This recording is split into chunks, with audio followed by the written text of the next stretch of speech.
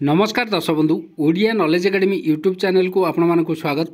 आपण जदि आम चैनल को प्रथम आसती दयाकोरी चैनल सब्सक्राइब बटन क्लिक करी चैनल को सब्सक्राइब करेंगे। वीडियोटी भल लगे निश्चय वीडियो को लाइक करेंगे, कमेंट करेंगे, शेयर करेंगे भूलें जहाँद्वारा आप प्रतिदिन नुआ नुआ अपडेट पाइपर।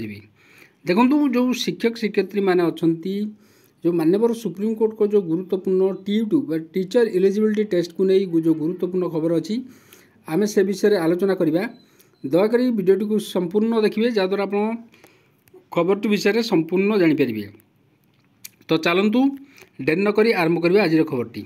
ए वीडियोटी संपूर्ण एजुकेशनल पर्पज रे। तो ये आम देखा कौन रही आज गुरुत्वपूर्ण खबरटी। चलतु आरंभ करवा।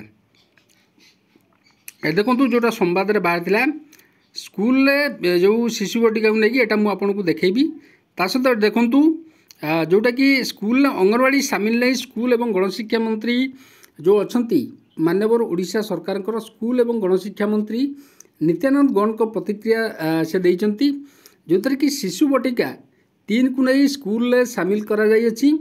एबे भी शिशु बटिका जो 1-2 अंगनवाड़ी केन्द्र रे चली अच्छी तो कहया कथा शिशु बटिका जो 3 अच्छी ताकू स्कूल सामिल करचंती किंतु शिशु बटिका जो 1-2 अच्छी एबे अंगनवाड़ी चालू रही।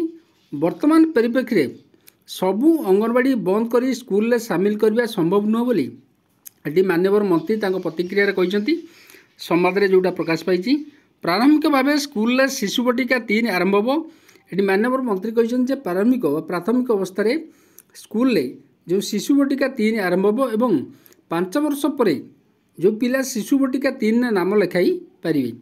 सबू स्कूल शिशु बटिका सब सेविका देवाई निष्पत्ति सहित देखो जो टी2 की नहीं टीटी बा ओटीटी जब कौचे ओडिशा टीचर एलिजिबिलिटी टेस्ट हो कि टीटी जोटा टीचर एलिजिबिलिटी टेस्ट नहीं जो सुप्रीम कोर्ट को बड़ राय रही राय प्रसंग में प्रतिक्रिया रखी मान्यवर स्कूल एवं गणशिक्षा मंत्री नित्यानंद गौड़ विभाग विचार करुच्ची एवं रायर संपूर्ण समीक्षा कलापर सरकार जहाँ निष्पत्ति नेबे एटी मध्य कहते। शिक्षक स्वार्थ को देखुंत सरकार एटी मध्य माननीय मंत्री कहते शिक्षक जो लक्ष लक्ष शिक्षक अच्छा ओडिशा सरकार अधीन कार्य करुँच गणशिक्षा विभाग में जो माननीय सुप्रीम कोर्ट जो राय देते तर्जमा मंत्री कहते शिक्षक मानक स्वार्थ को देखुंत सरकार।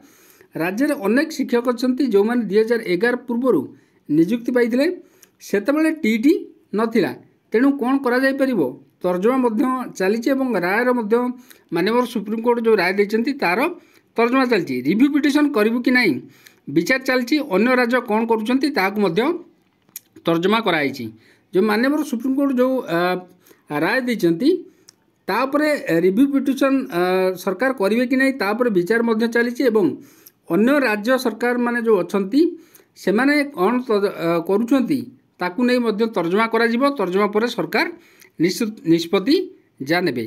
एटी देखो टी नहीं सुप्रीम कोर्ट को बड़ राय प्रसंग प्रतिक्रिया रखिंट माननीय मंत्री नित्यानंद गौड़ जो थे कि जो 2011 पूर्व अनेक शिक्षक थे निजुक्ति पाई से जेहेतु टीचर एलिजिबिलिटी टेस्ट बा जोटा को ओटीटी आम कहे से नाला तेणुक तर्जमा रिव्यू पिटिशन कि नहीं अन्य राज्य कौन करुँच ए दिगरे तर्जमा करेंगे सरकार।